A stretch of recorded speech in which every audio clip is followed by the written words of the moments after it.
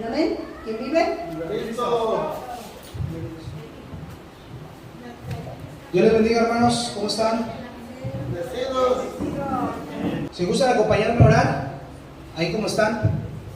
Padre, Señor, Dios Todopoderoso, alabado, glorificado sea tu nombre. Gracias, Señor, porque el día de hoy nos permites estar aquí una vez más. Señor, por favor, llena como un carbón incandescente mis labios, Señor, que sea tu Espíritu transmitiendo toda esa sabiduría santa y siembra en el corazón de cada uno de mis hermanos, Padre, lo que se necesita sembrar, Señor Dios Todopoderoso. Te pedimos, por favor, que seas tú bendiciendo en todo momento. Señor Dios Todopoderoso, queremos que seas tú transmitiendo el mensaje que quieres que escuche tu pueblo. Siembra en los corazones, en la mente, y que el alma esté dispuesta, Señor, a escuchar esta enseñanza. Amén y amén. ¿Quién vive? Cristo. Alabado sea su nombre. Bueno, desde ya unas semanas atrás, cuando llegaban unas personas, ¿no? Y traían una marquita aquí enfrente, ¿no? Ajá, yo decía, bueno, ¿qué le pasó? ¿Quién la golpeó? ¿No? Y pues no, resulta que hay una tradición en donde se marca una cruz con ceniza en los fieles católicos, y a partir de ahí comienza lo que le llaman la cuaresma.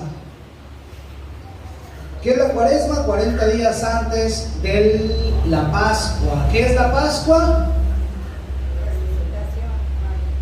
Para ahora nosotros es la resurrección del Señor, pero anteriormente en la antigua ley, la Pascua es que se festejaba esa fiesta porque el Señor había sacado de Egipto a su pueblo, abriendo el Mar Rojo y atravesando a Moisés con todo el pueblo de Israel. ¿Vamos bien hasta ahí? Pero entonces de ahí me asomo a la calle, ayer, antier, no me acuerdo cuándo fue, y de repente veo papeles crepé de color morado y 3 mesas ahí establecidas en la colonia. Y yo dije, órale, mi vecina, ¿qué no venía a culto aquí conmigo? ¿Qué le enseñé mal, no? Perdóname, Padre, si no transmití correctamente tu palabra. Pero sí, tenían ahí unas cadenitas de papel, ponían unas palmeritas y ponían las letras, ¿no? 1, 2, 3. Y dije, órale, qué paso tan chévere. Entonces, hermanos, el día de hoy el tema se llama Vía Crucis, la verdad y la mentira. El día de hoy no se trata de ofender, no se trata de criticar, no se trata de juzgar. Se trata de Juan 8:32. Conocerás la verdad y la verdad os hará libres. Hay que entenderlo, hermanos. Porque si nosotros no conocemos, inclusive por eso no sabemos qué responder. Les recomiendo que tengan donde anotar, cómo anotar, tengan la espada filosa, porque ahorita a algunos les voy a pedir que me busquen unos versículos. La enseñanza de hoy va a estar tremenda, gloria a Dios. Camino que según la tradición Jesús recorrió con la cruz a cuestas hasta el Calvario, donde fue crucificado y murió. Esa tradición ha establecido lo que le llaman 14 estaciones. Si tú te vas un poco más atrás, vas a encontrar que graciosamente, dependiendo de la persona que se encuentra al frente del clero, es decir, la iglesia, hablando del lado de los católicos,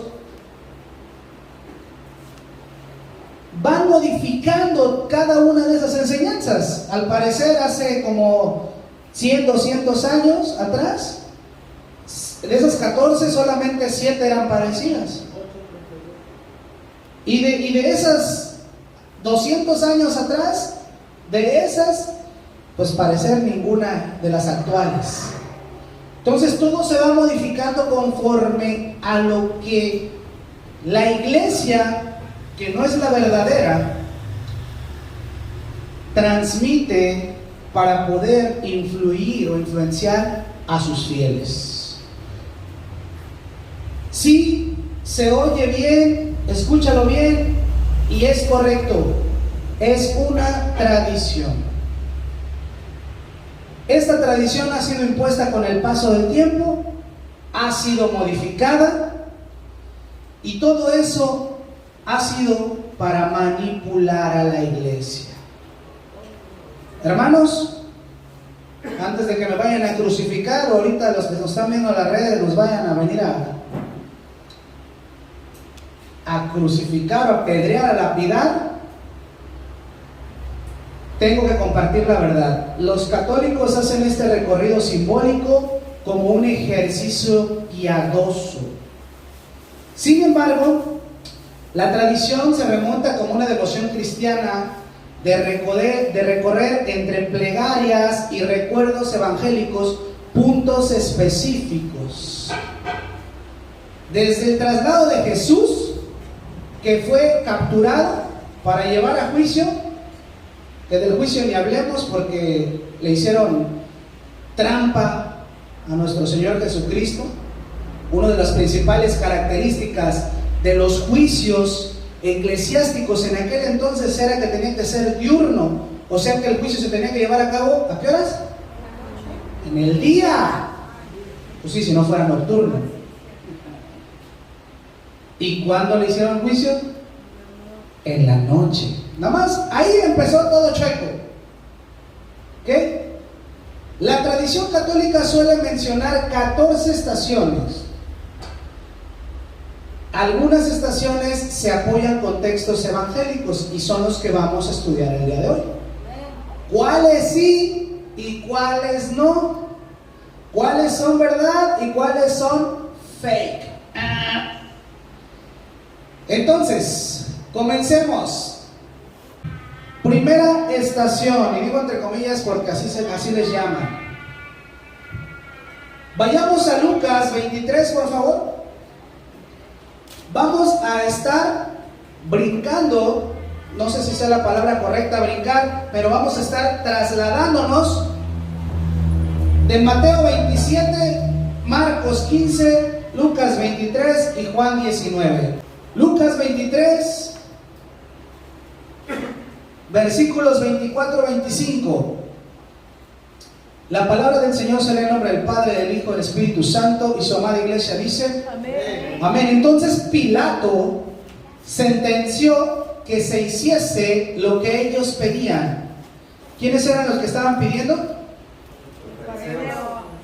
Los fariseos, y también había pueblo de Israel que decía que fuera ¿qué?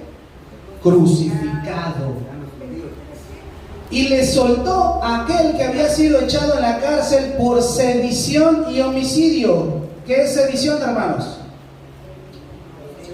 Sedición es como un golpe de estado, levantarte en contra del gobierno para derrocarlo. Eso es sedición, ¿sale? Vayan notando para que también vayan aprendiendo las palabras, porque luego las vemos ahí y no sabemos qué es. Entonces, le soltó a aquel que había sido echado en la cárcel por sedición y homicidio, a quien habían pedido, y entregó ¿a quién? A Jesús por la voluntad de ellos. Ay, estos campeones. Pero bueno, todo tenía que suceder. Puntos vitales. Después de la última cena, Jesucristo va con sus discípulos a orar al Getsemaní. Ora al Padre para que, si es posible, ¿qué? Ay, pasa esta copa, Señor, pero más no se haga mi voluntad, sino se haga la tuya. Sin embargo, todo momento era voluntad a la que había sido enviado. Él ya venía por esa misión. Él ya venía a cumplir esa misión. Sus discípulos no podían permanecer despiertos ni una sola hora. Regresaba, los veía dormidos, le decía: ¿qué pasó, Pedrito? Levántate. Una hora nomás estoy pidiendo que ores conmigo. Se volvía a ir más para allá a orarle al Padre. Regresaba, seguían dormidos. Por tercera ocasión regresa y le dice: ya, bueno, vamos a dormirnos. Pero, por lo visto, todo esto lo vemos en Mateo capítulo 26.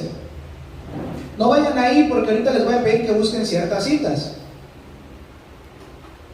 Estoy haciendo un resumen de todo lo que pasó antes de la aprehensión de Jesucristo. Entonces, al parecer Jesucristo permaneció orando y por lo visto el traidor Judas vino en la madrugada. Llegan con los soldados, llegan con alguaciles y lo aprenden para ser llevado ante el tribunal religioso. Acuérdense que tenía que ser juzgado por medio de dos juicios. Uno que era ¿cuál? El religioso y el otro el político. Entonces, Lucas en su evangelio especifica que Poncio escucha que es de Galilea. Es el único evangelio que habla acerca de que Jesucristo fue enviado a Herodes. ¿Hay cuántos evangelios? 4. Entre esos evangelios se llaman sinópticos. ¿Por qué se llaman evangelios sinópticos? Porque narran los mismos hechos de diferente ¿qué? Perspectiva, de diferente punto de vista. Entonces Lucas en su evangelio es el único que menciona que Poncio Pilatos y Herodes. ¿Cuál Herodes? Era el que le enviaron a Jesús. Esos que están tomando el discipulado de Jesucristo. No, fue Herodes, el El hijo, ¿cómo se llama? Bueno, se supone que son 3, ¿eh? Sí, pero él estaba reinando el hijo de Herodes el Grande. ¿Sí? ¿Eh? Antipas. Antipas. ¿El otro cómo se llama? No, Antipas era el tetrarca. ¿Por qué se le llamó tetrarca? Porque él gobernaba en ese tiempo. ¿Cuántas? Toda Judea. 4 provincias. Tetra, 4, arca, rey.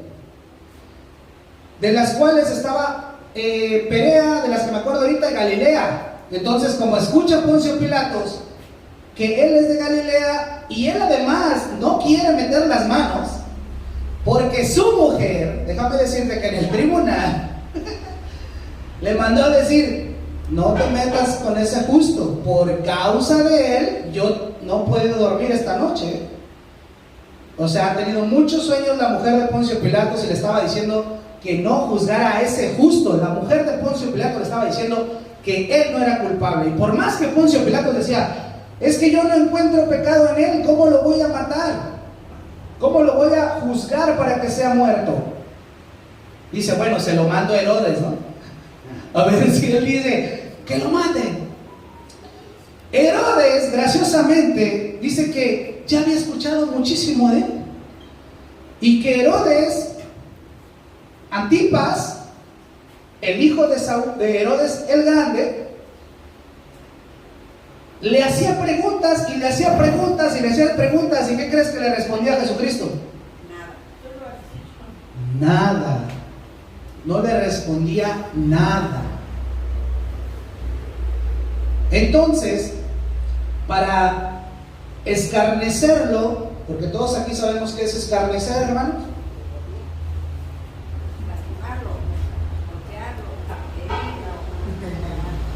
Escarnecer quiere decir, escarnecer quiere decir humillarlo públicamente de manera moral, de manera verbal, que la gente apreciara que esa persona es menos, que esa persona es nada, no con golpes, no con saliva, simplemente aquí para escarnecerlo. Dice que Herodes lo regresó con una ropa espléndida, dice la palabra.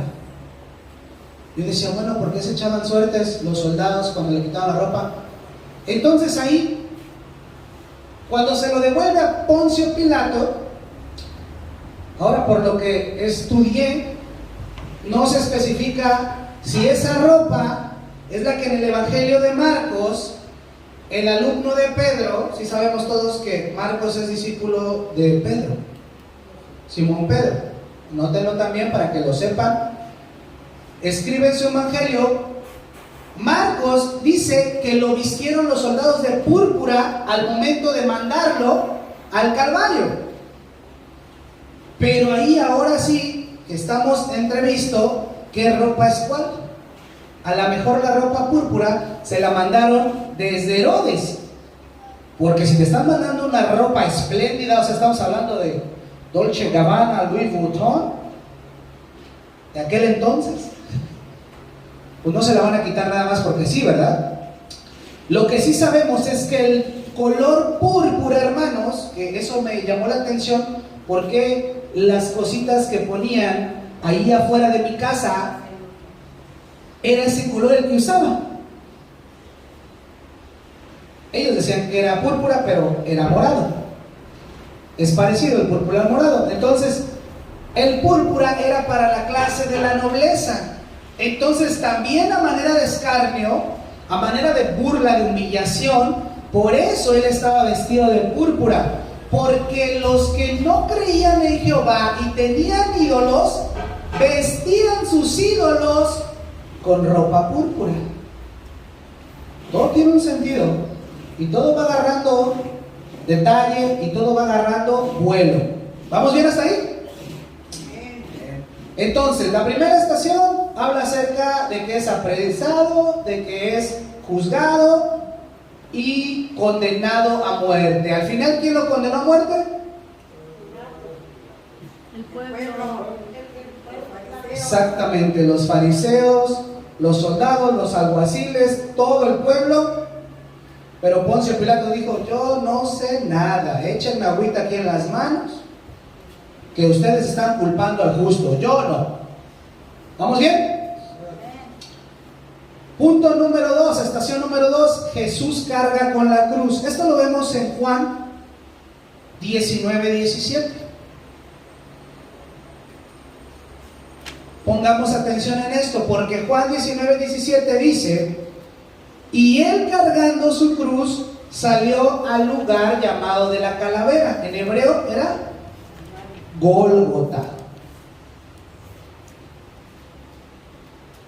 Y eso sucede y es mencionado por Juan. Pero los otros 3 evangelios mencionan a un personaje. ¿Cómo se llamaba este personaje? Vete a Mateo 27:32. Amén. Cuando oyeron un hombre, salían Cirene, que se llamaba Simón. Léelo bien, por favor. Cuando salían, hallaron a un hombre de Cirene que se llamaba Simón. ¿Cómo se llama? Simón. ¿Simón de dónde? De Cirene. Qué extraño. Si estamos en Mateo 27:32. Ok. ¿Saben dónde queda Cirene? Cirene queda lejísimos del lugar. ¿Qué hacía Simón, que viene de Cirene? Al parecer dicen algunos teólogos que vienen iba, pues no sé, iba a la Pascua, me imagino, porque acuérdense que en esos días iba a ser la Pascua, era el domingo. Queda donde es ahora Libia, está arriba de África. Poco de geografía nos haría bien, ahí en el Google Maps. Y por falta de conocimiento, incluso la representación está siendo equivocada en la segunda estación. Porque los 3 evangelios, si te mueves a Marcos 15:21 y te mueves a Lucas 23:26, esos 3 evangelios, Mateo, Marcos y Lucas, hablan acerca de que Simón de Cirene fue el que le ayudó a llevar la cruz al Calvario. Ah, ¿verdad? Eso no nos lo sabíamos. ¿Por qué?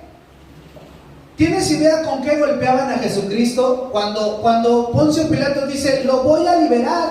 ¿Después de qué? De castigarlo, dice la palabra. ¿Tienes idea con qué le pegaban? Eran unas bolas que tenían unas garras que cuando golpeaba, desgarraba. Cuando golpeaba, desgarraba. Pero tienes que tener en cuenta que esas bolas de fierro, cuando golpean, afuera a lo mejor no se percibe, pero ¿qué pasa por dentro? Hay una contusión que hace que los órganos exploten. Entonces seguramente Jesucristo no tenía la suficiente fuerza física como para cargar una cruz. que pesaba alrededor de 110 kilos. ¿Vamos bien? Segunda estación, la mitad es verdad y la mitad es falsa. ¿Por qué? Porque Jesús sí sale a la mejor con la cruz, ven que no aguanta, es probable, pero dice, saliendo de ahí le dijeron a Simón de Cirene, llévate tú la cruz. Uno dice que lo obligaron, otro dice que solamente se lo encontraron, le dijeron que se la llevara. No está especificado, no hay respaldo bíblico, solamente dice que Simón de Cirene se llevó la cruz y acompañó a Jesús. ¿Vamos bien hasta ahí? Tercera estación, la primera caída. ¿Cómo enseñan eso los católicos? Es que Jesucristo se cayó y eso representa el hecho de que nosotros caemos por primera vez en pecado. Y no, hombre, se avientan una eisegesis tremenda. Ningún evangelio, escúchame bien, habla acerca de alguna caída. Ningún evangelio. Incluso si buscas información acerca de dónde sale la primera caída de Jesús, métete a Google, ¿de dónde sacan la primera caída de Jesús? Todo escrito católico acepta que no es bíblico. Ellos mismos están educando con algo que no debería de estarse educando a la gente. Y empiezan a dar una instrucción eisegética. Hay dos tipos, la exégesis y la eisegesis. En español, la exégesis es una interpretación correcta acerca de lo que dice la palabra del Señor. ¿Vamos bien? Otra vez lo voy a repetir.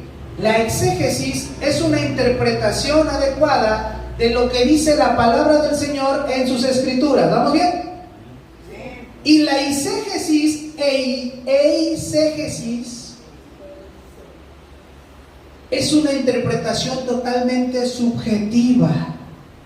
Es una interpretación que tiene una explicación o que tiene una ilustración venida de la imaginación de cada sujeto. ¿Y eso qué quiere decir? Que todo lo que tú puedas inventar sobre la primera caída, tienes razón. Que todo lo que yo pueda inventar sobre la primera caída, tengo razón. Pero ¿dónde está el respaldo bíblico? Y si vamos a hablar de Dios, ¿qué tenemos que hacer? Leer la Biblia. La Biblia es la que tiene que hablar por ello. Entonces la conclusión bíblica acerca de la primera caída es que totalmente falsa. No existe la primera caída. Siento que lo estoy regañando. Y ustedes no son católicos, ya me espantaron. No sé qué está pensando el católico que está viendo en las redes. ¿Cómo fuimos engañados? Nos engañaron. Estación número 4, encuentro con su madre. Es una tradición piadosa. El único evangelio que menciona una interacción entre Jesucristo y su madre es Juan 19, 26 y 27. Jesucristo ya estaba crucificado. Y entonces dice, cuando vio Jesús a su madre y al discípulo a quien él amaba, ¿quién era el discípulo a quien él amaba? Juan. Muy bien, ándale. Aquí vamos a salir filosos. Que estaba presente, dijo a su madre, mujer, he ahí tu hijo. ¿Todos están en Juan 19, 26, 27? Sí. Y el discípulo a quien él amaba que estaba presente dijo a su madre, mujer, he ahí tu hijo. Después dijo al discípulo, he ahí ¿quién? Tu madre. Tu madre. Desde aquella hora el discípulo la recibió en casa. Eso dice la palabra del Señor. ¿Vamos bien? Volvemos entonces a la enseñanza subjetiva de la iglesia romana por manejar un vínculo manipulable. ¿Cuál es este vínculo manipulable? Adelante. Y él le dijo, o sea, dice que le dijo, ahí está tu madre. Le estaba diciendo hijos de su madre, o sea. ¿Hijos de qué? Eran hijos de él, o sea, hermanos de él o hijos nada más de ella, de María.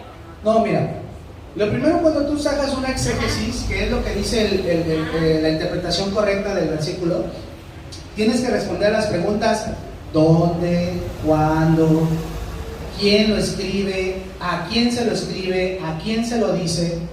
Entonces, tu pregunta es totalmente acertada, pero Juan no era su hermano en sangre. Entonces, solamente le dijo: he ahí tu madre, porque toma en cuenta que María para ese entonces, por lo que entendemos, que tampoco tiene un respaldo bíblico, ya enviudó.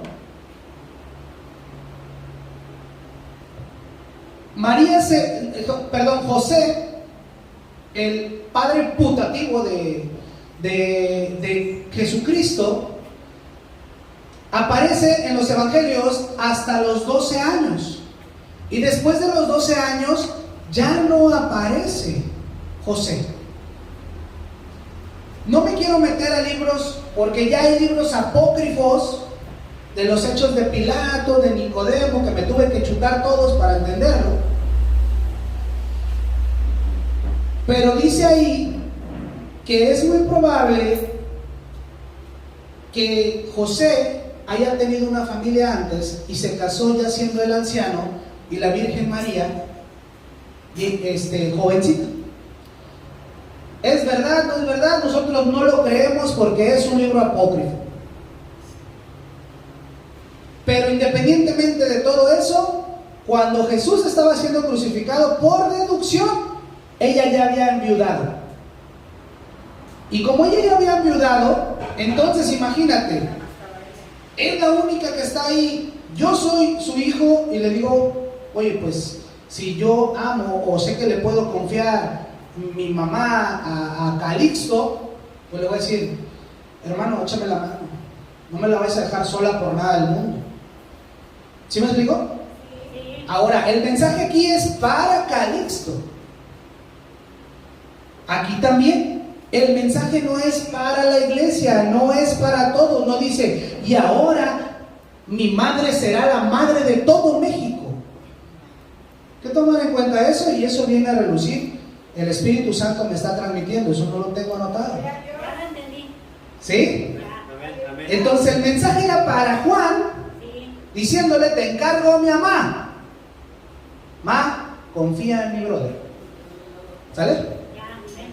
Vamos bien hasta ahí. Si buscas cualquier información acerca de que se encontró en el camino con su madre y todo lo que sea ejecutado visualmente y verbalmente, acuérdense que estamos hablando de que están haciendo la representación visual y la representación verbal. Todo lo que se diga en ese acto de Vía Crucis o se haga es fake, es falso, no existe. Es antibíblico, hermanos. No hay registro. ¿Vamos bien hasta ahí? Amén. ¿Están espantados? No. Ahí vienen los católicos con la antorcha, ¿eh? Por lo tanto, esta estación es falsa. El encuentro de Jesús con su mamá no existe, no tiene un respaldo bíblico, está equivocado. ¿Vamos bien? Apenas vamos en la 4, son 14. La estación número 5, el cirineo ayuda a Jesús. Volvamos a la segunda estación. Los tres evangelios, Mateo, Marcos y Lucas, dicen que saliendo fue cuando tomaron a Simón de Cirene para ayudarle a Jesucristo. Volvemos a lo mismo, mitad verdad, mitad mentira.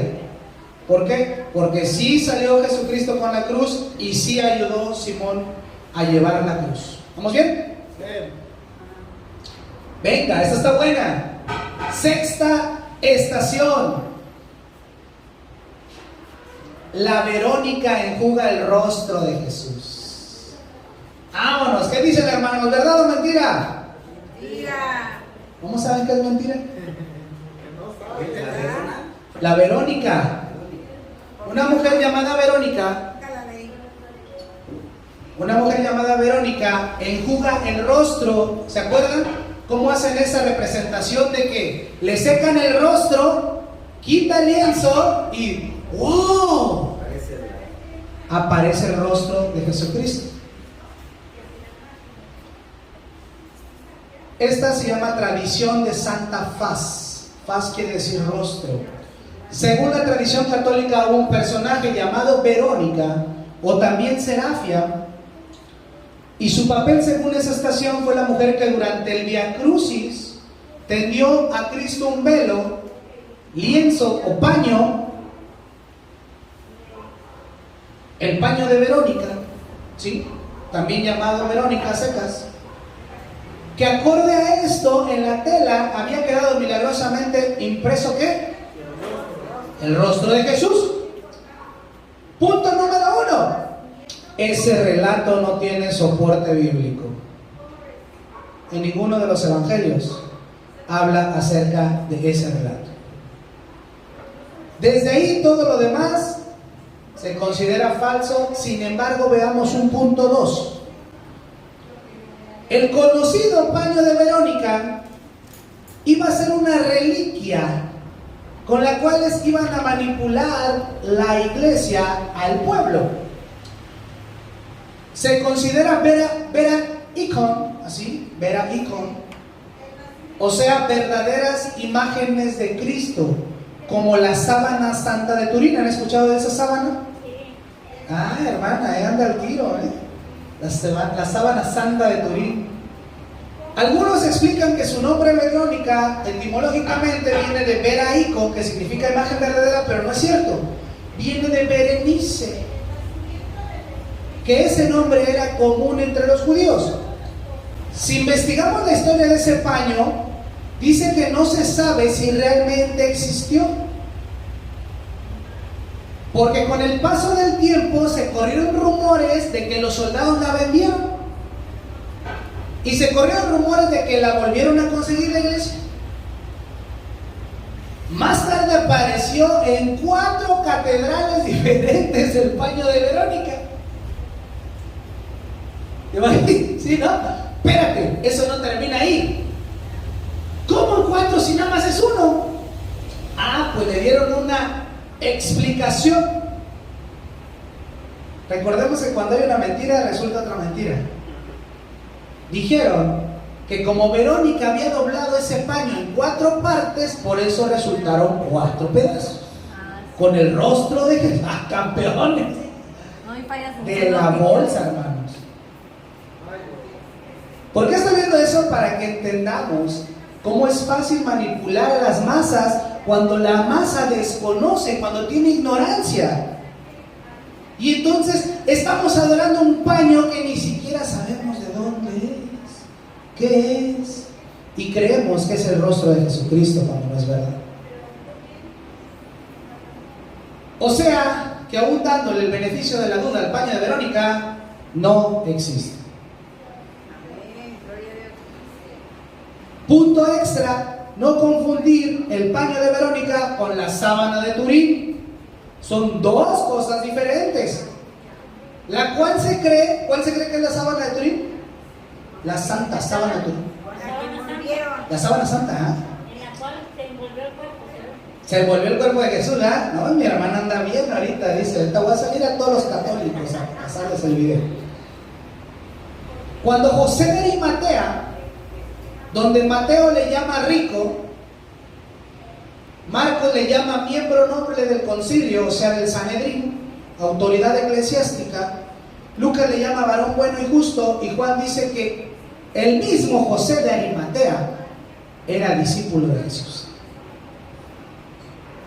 Los libros apócrifos, no me crean mucho, dicen que José de Arimatea era el hermano menor de Joaquín, papá de la Virgen María. O sea, se viene siendo como tío abuelo de Jesucristo. De alguna forma había un vínculo ahí, pero no lo sabemos. Lo que sí sabemos es que José de Arimatea visitaba secretamente y se discipulaba secretamente con Jesucristo. ¿Por miedo de qué? Pues que lo fueran a agarrar a él, ¿verdad? Los judíos. Entonces pide a Pilato y lo vuelve en una sábana limpia, dice Mateo 27:59. Por favor, uno busque Mateo 27:59, el otro busque Lucas 24:12. ¿Quién me puede hacer con Lucas 24:12? Calixto 24:12, Lucas 24:12 y mamá Juan 20 del 4 al 7. Mateo 27:59. Dale. Y José tomó el cuerpo, lo envolvió en una tela limpia de lino de calidad. Amén. José tomó el cuerpo. ¿De qué José estamos hablando? José de Arimatea. Lucas 24:12, Calixto. Amén. La palabra de Dios en el nombre del Padre, del Hijo y del Espíritu Santo, eso lo dice. Amén. Pero levantándose Pedro, corrió al sepulcro, y cuando miró dentro, vio los lienzos solos, y se fue a casa maravillándose de lo que había sucedido. Amén. ¿Qué dice? Pedro corrió ¿a dónde? Al sepulcro. ¿Y qué fue lo que vio? Una sábana. Los lienzos aparte. No estaba ya el cuerpo de Jesucristo. Juan 20, del 4 al 7, mamá. Corrían los dos juntos, pero el otro discípulo corrió más aprisa que Pedro y llegó primero al sepulcro. Y bajándose a mirar, vio los lienzos puestos ahí, pero no entró. Luego llegó Simón Pedro tras él y entró en el sepulcro y vio los lienzos puestos ahí. Y el sudario que había estado sobre la cabeza de Jesús, no puesto con los lienzos, sino enrollado en un lugar aparte. Todo estaba separado, todo estaba aparte. Primero lo ve Juan, después llega Pedro, los dos se dan cuenta, hay dos testigos oculares, están los lienzos y el sudario aparte, pero el cuerpo de Jesucristo no está. ¿Vamos bien? Amén. El autor de este evangelio dice, entonces esta sábana santa o el sudario de Turín, pongan atención en esto, la Iglesia Católica no ha manifestado su aceptación o rechazo. O sea, todavía ni siquiera dice que sí debemos de creer en eso o no debemos de creer en eso. Pero en 1958, o sea, hace 50 años, un poquito más, 70 ya va, como 60 y tantos años, apenas, el Papa Pío XII autorizó la imagen en relación con la devoción católica hacia la Santa Faz de Jesús. O sea, todavía de que dicen que no es verdad, que no existe, que no son esos, porque espérate, todo el mundo podría decir, no, pero esos sí son los lienzos. Lo más increíble es que de permitir adorar una imagen falsa, oye Abel, ¿cómo sabes que la imagen es falsa? ¿Cómo sabes que esa sábana de Turín es falsa? Bendita tecnología. En 1988, apenas hace 30 años, la Santa Sede autorizó la datación por carbono 14. ¿Todos sabemos qué es eso? ¿No? ¿Sí? Ok, ahí les va. La datación por carbono 14 es para saber qué antigüedad tienen las cosas que se encuentran de manera antropológica. Entonces se encuentra una vasija de los mayas, le aplican carbono 14 y dicen, esta es del siglo tal. Hermanos, le aplicaron el carbono 14 a la sábana de Turín. Tres diferentes laboratorios, y los tres coincidieron en que esa sábana es de los siglos 13 al 14. 1000 1300, 1400 años después de Cristo. ¿Por qué permiten la adoración, la veneración a una imagen falsa? Ni siquiera es verdad. La sábana de Turín, todos los lienzos han sido datados carbono 14, ni siquiera pertenecen a la era de Jesús. Una mentira más de las enseñanzas que muchos adoptan por estar en modo ¿qué? Predeterminado. Cuando te dan tu celular, ¿cómo te dan el ringtone? Modo predeterminado. ¿Por qué no lo cambias? Por flojera. Porque no quieres meterte a configuración. Porque no quieres saber cómo se cambia. Lo mismo aquí, como mi mamá, mi abuelita, mi bisabuelita me enseñó que había que adorar ese pedazo de telo que está allá. Ah, pues yo lo tengo que adorar. Estoy en modo predeterminado. Pero no pregunto. ¿Vamos bien, hermanos? O ya le paro aquí.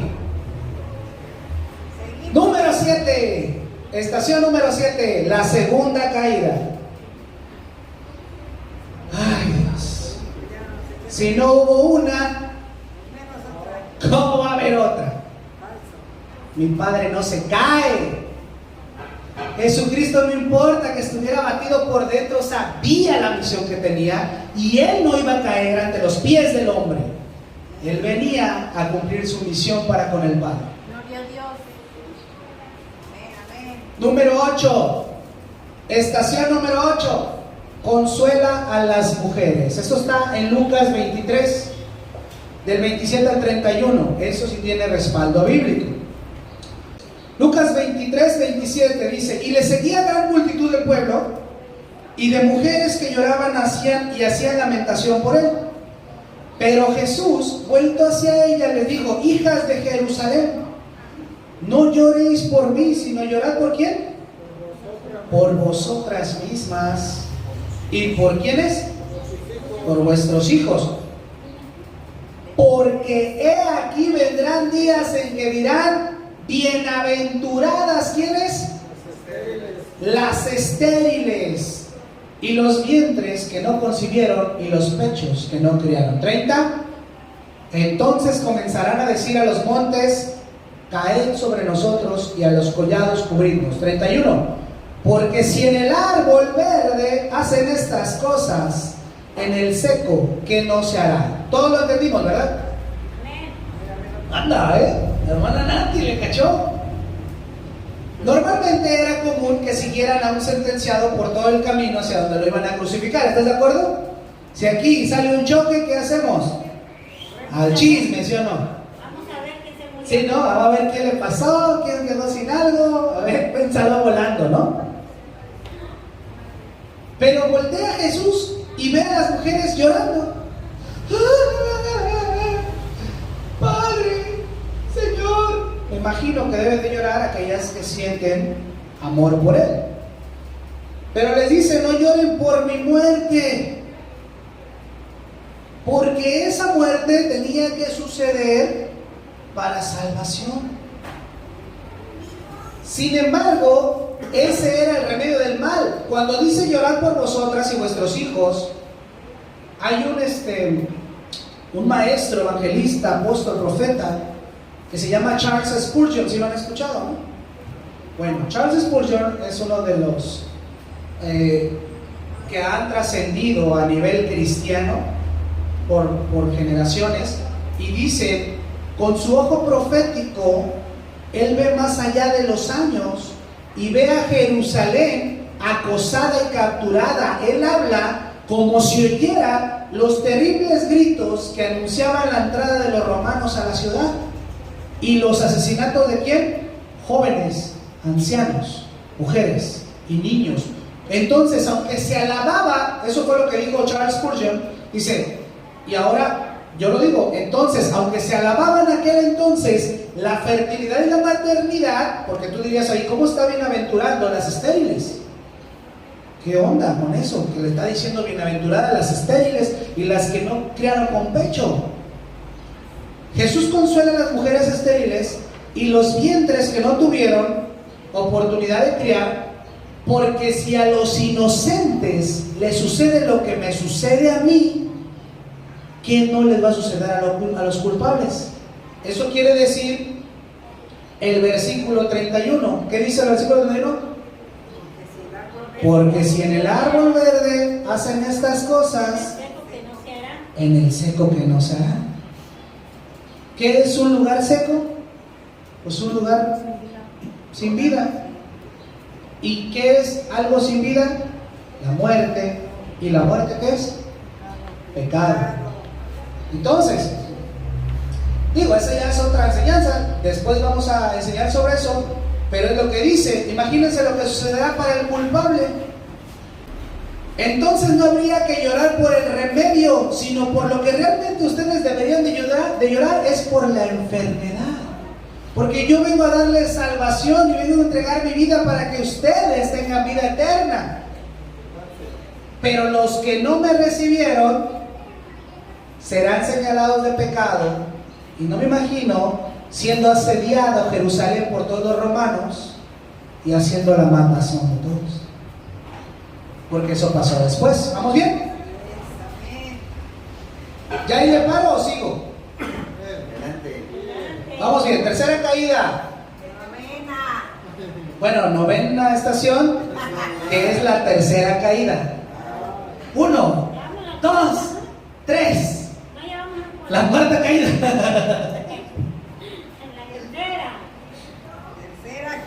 ¿Qué es la tercera caída? Falsa. Hermanos católicos, los amo en el amor de Cristo, pero viven engañados. No existe una tercera caída. Nosotros también así vivimos. Así vivíamos hasta que el Señor me abrió los ojos. Estación número 10, Jesús despojado de los vestidos. Por favor, ayúdenme buscando. ¿Quién va a buscar Mateo 27:35? Levante la mano. Levante la mano. ¿Quién va a buscar Mateo 27:35? Yo. Nena. ¿Quién va a buscar Marcos 15:24? Calixto. ¿Quién va a buscar Juan 19, del 23 al 24? El hermano Eric.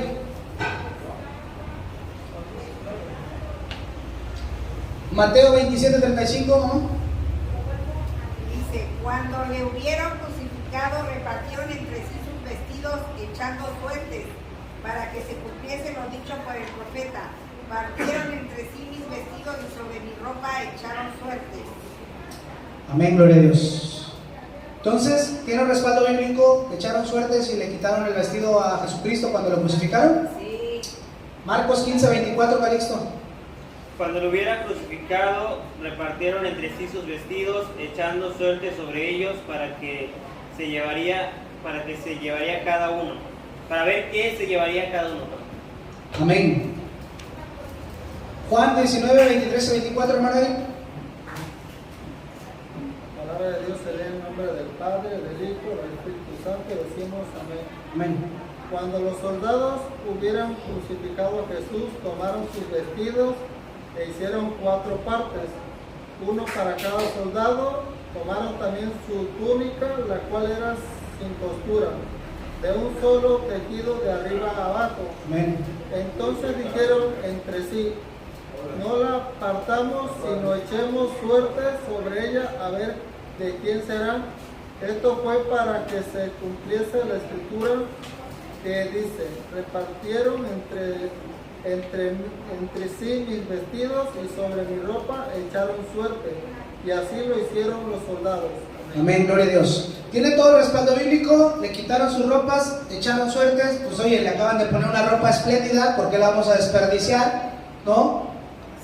Es como cuando alguien que no tiene integridad se encuentra en un accidente, ¿qué es lo primero que va a ver? Si se agarra el reloj, si se agarra la cartera, ¿no? Pero, ¿de qué profeta está hablando?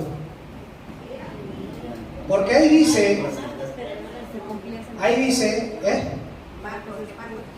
Marcos, ¿qué? La anterior. 15:24. 15:24. Acompáñenme todos a Salmos 22:18, por favor. Todos vayamos a Salmos. Es correcto, amén. Salmos 22, ¿quién escribió los Salmos? David. Éxodo. Salmos 22. Salmos 22, vamos a leer desde el 16 al 18. 16. Porque perros me han rodeado, me ha cercado cuadrilla de malignos, horadaron mis manos y mis pies. En español, ¿qué es horadar? Pues hacer agujeros, clavaron. Perforar.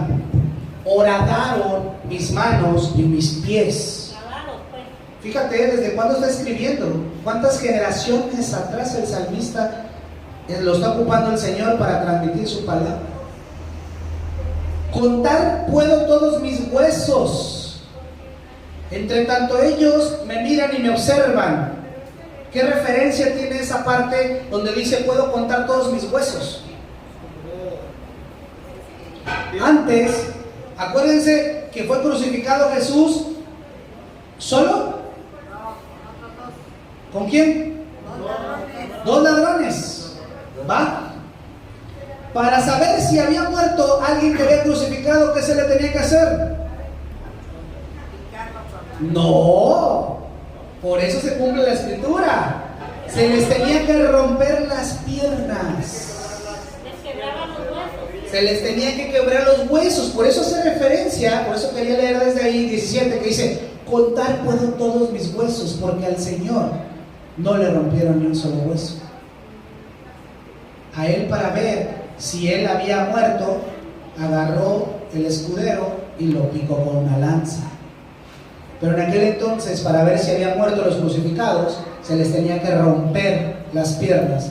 Si gritaba, seguía vivo. Si se quejaba, seguía vivo.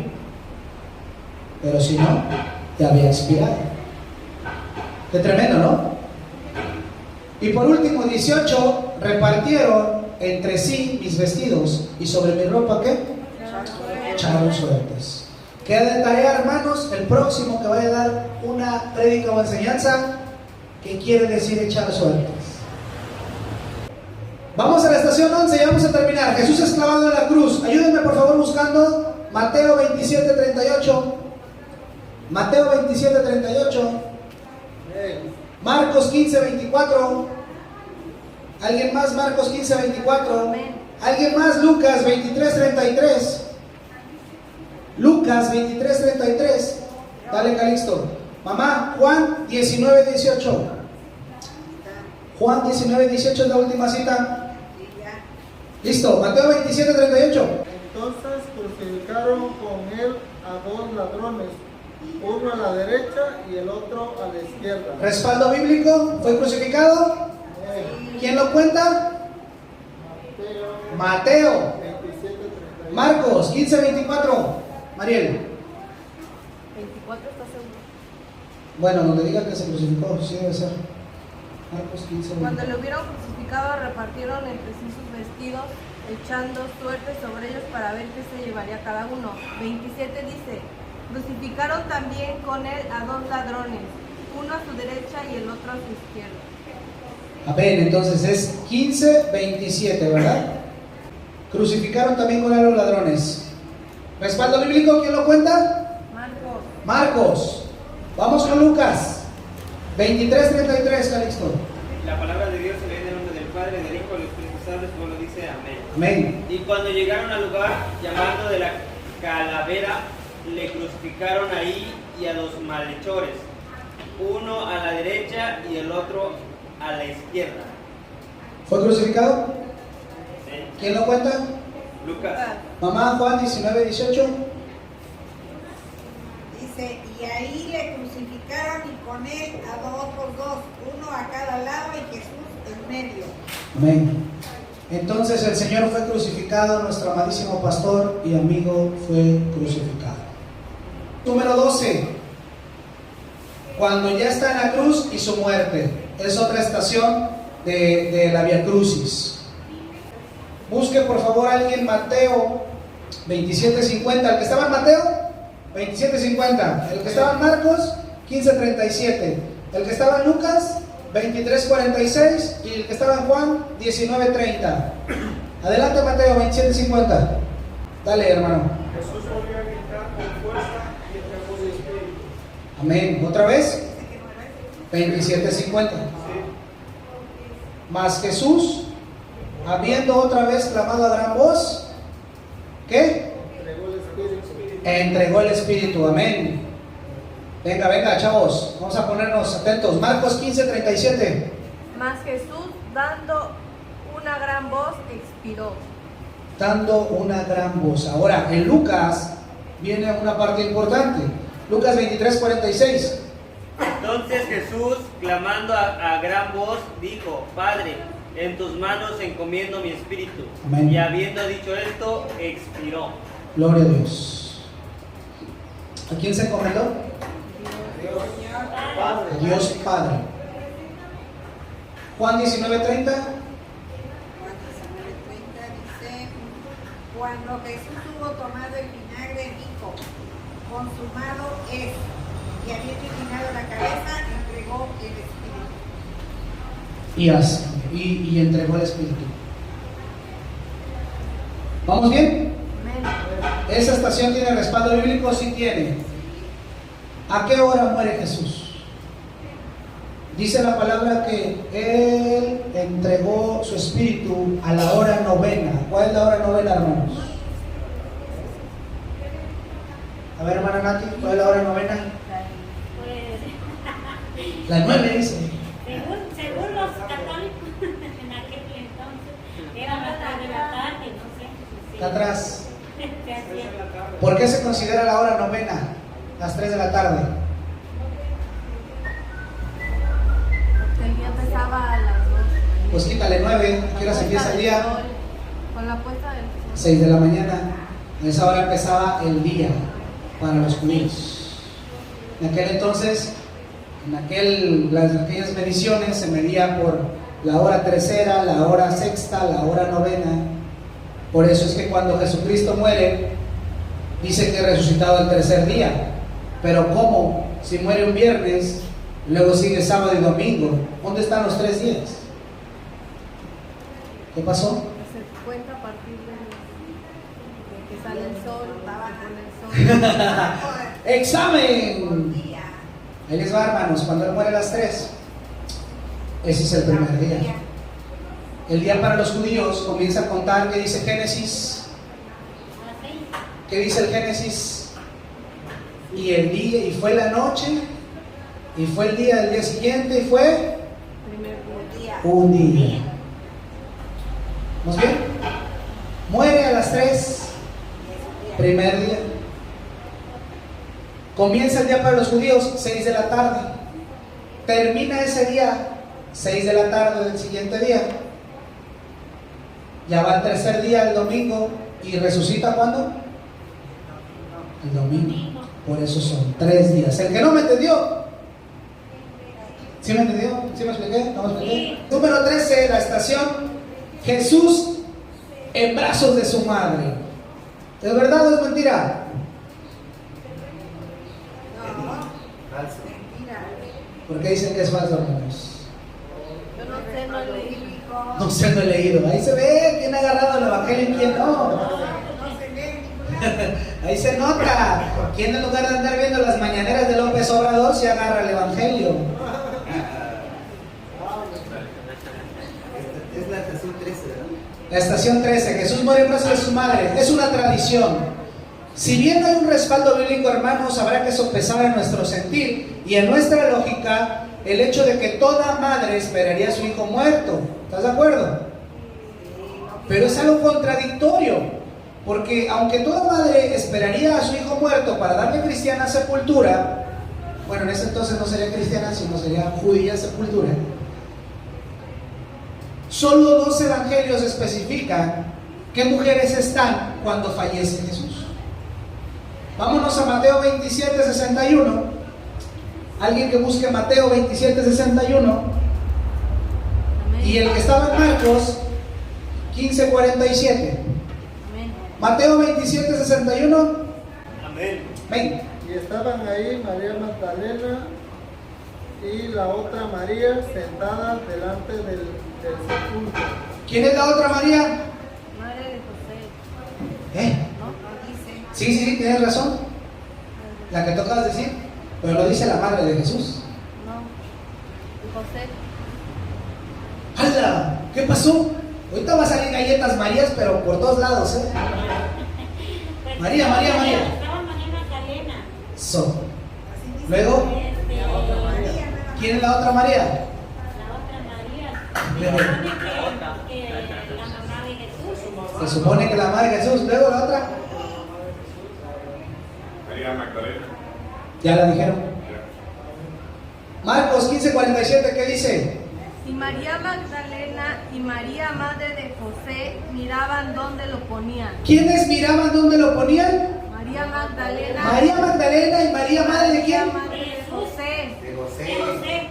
De José. Es que eso es lo que no está especificado. Ok. Entonces tenemos una situación aquí. Tenemos una situación. Tan, tan, tan, tan. ¿Por qué no especifica que María era la que estaba viendo? Hay que tomar en cuenta que pues, en estos capítulos hablan de muchos nombres iguales, pero son personas diferentes. Muchas Marías. Pero el ejemplo más claro, hay otro ejemplo. ¿Quién estaba, Juan? Juan 19:25, por favor. Dice, estaban junto a la cruz de Jesús, su madre, y la hermana de su madre. Vámonos. María, mujer de Cleofas, y María Magdalena. Ahora sí dice quiénes son las tres Marías. ¿Quién es una? Madre de Jesús. La madre de Jesús. ¿Quién es la otra? María, mujer de Cleofas. Dice, ¿Cómo qué? María, La mujer hermana de su Cleofas. madre. La hermana de ella, que se llama María. María de Cleofas. María de Cleofas. ¿Sale? María Magdalena. Cleofas es otro discípulo de Jesucristo también. ¿Y María qué? Magdalena. Magdalena. Entonces, si hacemos una comparación en su sepulcro, no dice que esté la madre de Jesús. Dejo el dato ahí. Porque si no Mateo o Marcos la mencionarían como lo hizo Juan, como lo hizo en el Evangelio de Juan. Pero bueno, cuando lo sepultaron, entonces estaba María Magdalena. ¿Y quién era la otra María? María de Cleofas. ¿Dónde se resuelve? ¿Quién estaba en Marcos? María de Cleofas. Marcos 15:40, ¿qué dice? 15:40. Marcos 15:40, ¿qué dice? Dice, también había algunas mujeres mirando de lejos, entre las cuales estaban María Magdalena. La primera, María Magdalena. La segunda, María, la madre de Jacobo, el menor amén. de José, y Salomé. Todos se confundirían porque Jacobo, el menor, a veces lo confundan con Jacobo el justo. Y son dos Jacobos.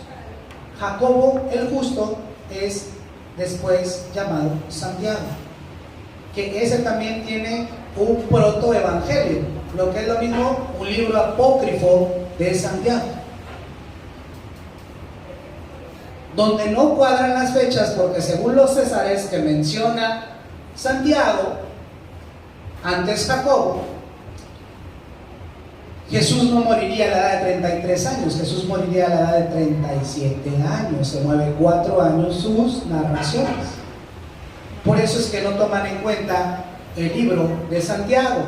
Pero entonces, ¿quiénes estaban ahí entre las mujeres? María Magdalena, María la madre de Jacobo el menor y de José, y Salomé. ¿Quién era Salomé?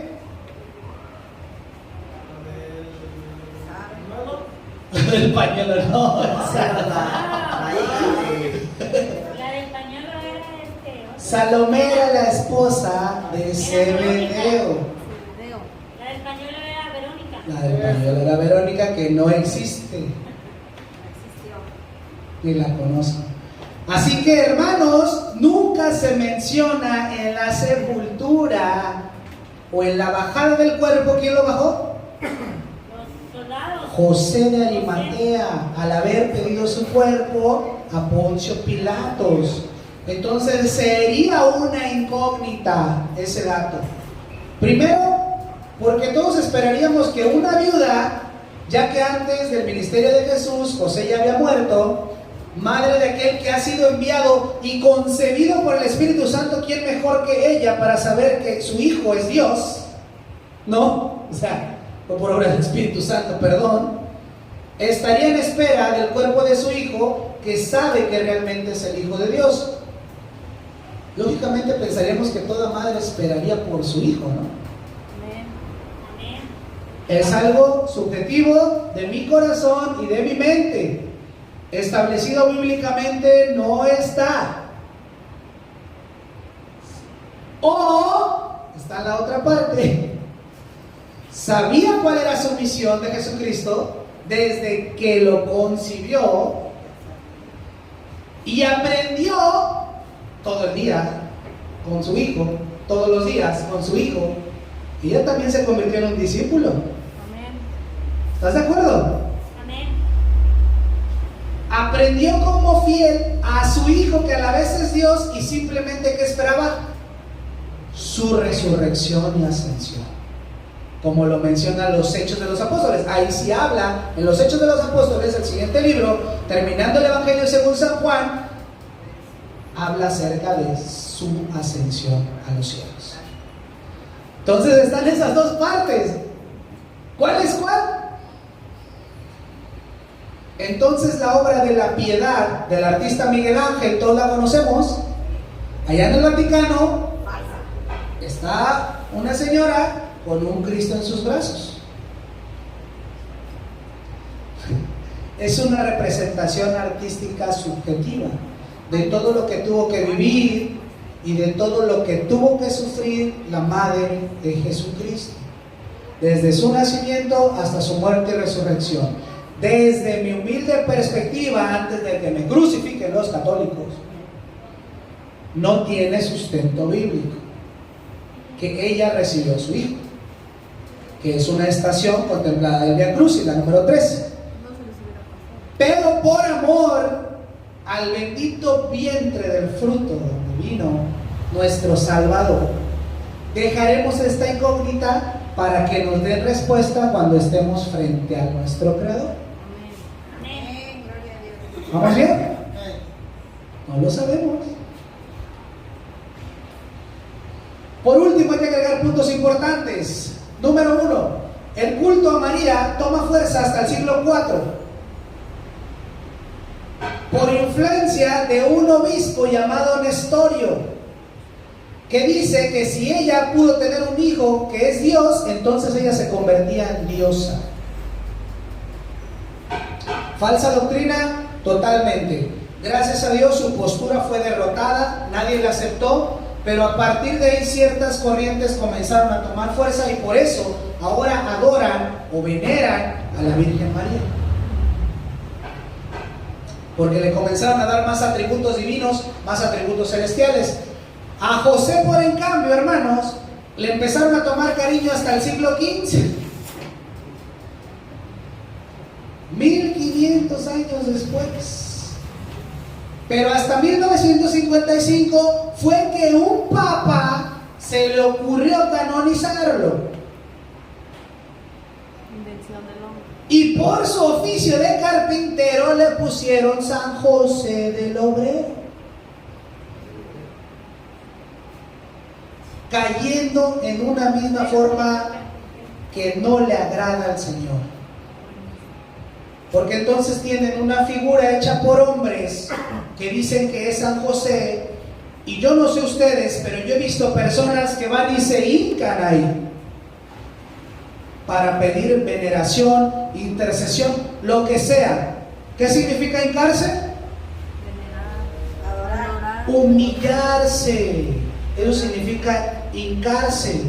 ¿Qué significa humillarse?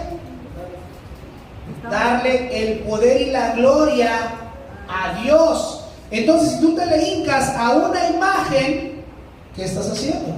Dándole poder. Nomás paso el dato. Porque luego dicen que eso no tiene respaldo bíblico. Por supuesto que tiene respaldo bíblico. Léete el capítulo 20 del libro de Éxodo. Ahí dice: no adorarás imágenes hechas por el hombre. Tan tan, se acabó, no hay más que decir. Por último, el más preocupante de los dogmas. ¿Qué es un dogma? Una creencia que la iglesia te impone y que no te permite cuestionarla. Eso es un dogma. Fue la del otro papa, El 1 de noviembre de 1950, pongan atención en esto, dicen que hay una asunción al cielo de María. Y que María se va en cuerpo y alma luego de morir y ser sepultada. ¿Cómo está eso? O sea que también María resucitó entre los muertos. ¿Quién es el único que ha resucitado entre los muertos? Jesús. No hay ningún otro respaldo bíblico donde se diga eso, hermanos. Y hay libros escritos después de los años en los que vivió María, que se contemplan aproximadamente y por fuentes no fidedignas que vivió 64 años. María, como 27 años después de la muerte de Jesucristo. Entre 27 y 33, porque las fechas no son seguras. Acuérdense que según los teólogos hay un desfase de 5 años. Pero ese es otro tema. Entonces, lo que no es aceptado por nosotros, ¿por qué su cuerpo está sepultado en el valle de Cedrón? Hay una catacumba, ¿sí? Que inclusive de ahí sacaron la iglesia de la Inmaculada Concepción de María, cerca de Jerusalén. Está a los pies del Monte de los Olivos. Ahí es donde está enterrada la Virgen María. ¿Estamos bien? En el valle de Cedrón, a los pies del Monte de los Olivos. ¿Ya es mucha información? 14. Jesús es llevado al sepulcro. Ayúdame a buscar por último Mateo 27:60, hermano. Marcos 15:46, quien estaba en Marcos. Lucas 23:53. Juan 19:42. Ahora sí se extendió esto, Dale. Y lo puso en su sepulcro nuevo que había labrado en la peña, y después de hacer rodar una gran piedra a la entrada del sepulcro, se fue. Amén. Marcos 15:46. El cual compró una sábana y quitándolo, lo envolvió en la sábana y lo puso en un sepulcro que estaba cavado en una peña, e hizo rodar una piedra a la entrada del sepulcro. Amén. Lucas 23:53. Y quitándolo, lo envolvió en una sábana y lo puso en un sepulcro abierto en una peña, en el cual aún no se había puesto a nadie. Amén. Juan 19:42, hermano Mati. Dice, allí pues por causa de la preparación de la Pascua de los judíos, porque aquel sepulcro estaba cerca, pusieron a Jesús. Amén. Jesucristo tuvo que ser sepultado lo más pronto posible. ¿Por qué? Por la Pascua. ¿En qué hora falleció? En aquel entonces, ¿qué era? ¿El día sábado? De guardar. ¿Y cuándo comienza el sábado o el día de reposo para los judíos? Viernes a las 6 de la tarde. Entonces tenía que haber sido sepultado lo más pronto posible. Dice, porque allí estaba y porque además el domingo, ¿qué era? De reposo era Pascua. Pascua. No, hombre, hermanos, y si le seguimos, no terminamos. ¿Su juicio duró cuántos días? Duró 4 días, de martes a viernes. Luego hablamos de eso. El Señor vino, murió por nuestros pecados, resucitó y ascendió a la derecha del Padre. Prometió volver y nos envían ¿a qué? A dar el mensaje de salvación, hermanos. Tenemos que ir a las naciones para que en quien Él crea no se pierda, mas tenga vida eterna. Pero el mensaje debe ser completamente conforme a las Sagradas Escrituras. Y con esto cerramos Apocalipsis 22. Yo nunca hablo del Apocalipsis, porque todavía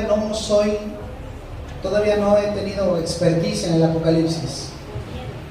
Apocalipsis 22 del 18 al 22 dice, del 18 al 21, dice: yo testifico a todo aquel que oye las palabras de la profecía de este libro. Fíjate lo que dice: si alguno añadiere a estas cosas, Dios traerá sobre él las plagas que están escritas en este libro.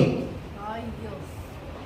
Y si alguno quitare de las palabras del libro de esta profecía, Dios quitará su parte del libro de la vida y de la santa ciudad y de las cosas que están escritas en este libro. El que da testimonio de estas cosas dice, ¿quién es el que da testimonio de estas cosas? Jesús. Ciertamente vengo en breve. Amén. Sí, ven Señor Jesús. ¿Quién le dijo? Juan, estando exiliado en la isla de Patmos. La gracia de nuestro Señor Jesucristo sea con todos vosotros. Amén. Amén, gloria a Dios. ¿Alguien que le quiera añadir estaciones al Vía Crucis? No, no, no. ¿Alguien que le quiera añadir cosas a la palabra? ¿A alguien que le quiera quitar pedazos a la Biblia? Es simple, la enseñanza es la misma y la Biblia es la misma para los católicos y para nosotros. Aquel que se le ocurra inventar algo más, le van a caer todas las plagas encima. Hoy ya no pueden saberlo, ya lo saben. Los que están aquí, los que están en las redes, ya lo saben. Y el que le quite va a ser borrado del libro de la vida. ¿Cuál es el libro de la vida? Donde tenemos que estar nosotros inscritos para que puedas pasar al reino de los cielos, para que puedas llegar a Nueva Jerusalén. Si tú no estás escrito en ese libro, no entras al cielo. Lo dice el Apocalipsis. Hermanos, no quiero meterles miedo. ¿Cómo se llama, Carlos? Quiero aterrorizarlos. Cuando ya se pase lista, yo quiero estar ahí. Amén, gloria a Dios. No quiero darles temor, quiero apaniquearlos. Hermanos católicos, Dios los bendiga. De verdad que todas las tradiciones que hacen es con un fin no correcto y no tiene mucho sustento bíblico. Algunos sí lo tienen, ya enseñamos cuáles sí lo tienen, cuáles no. El último era pues que Jesús era sepultado, ¿no? Jesús fue sepultado. Listo, ajá. La última estación es esa. Hasta ahí llega hasta la 14. Hasta ahí, pues sí. Vamos a orar, hermanos, levántense. Después de este estudio extenso, espero que haya sido de bendición. Alabado y glorificado sea tu nombre, Padre Dios Todopoderoso. Gracias por hablar a nuestras vidas. Nosotros tenemos que decir la verdad, Señor. En tu palabra en Santiago dice que toda enseñanza que dé un sabio, que dé un maestro al frente de una congregación puede ser como aguijones para nosotros.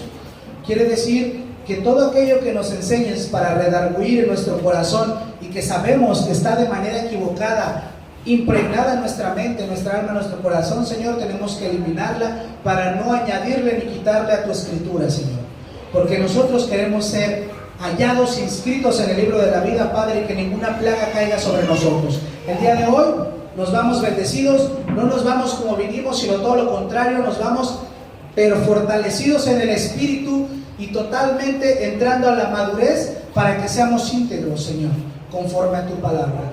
Todo esto, Padre, por favor, sigan creciendo en nosotros, permite que nosotros menguemos para que tú crezcas y para que el Espíritu Santo siga dando testimonio de ti, al igual que tu santa palabra. Todo esto te lo pedimos en el nombre poderoso de Cristo Jesús. Amén. Listo, hermanos, pues se ofrenda la palma del Señor. Recibe toda la gloria, recibe todo.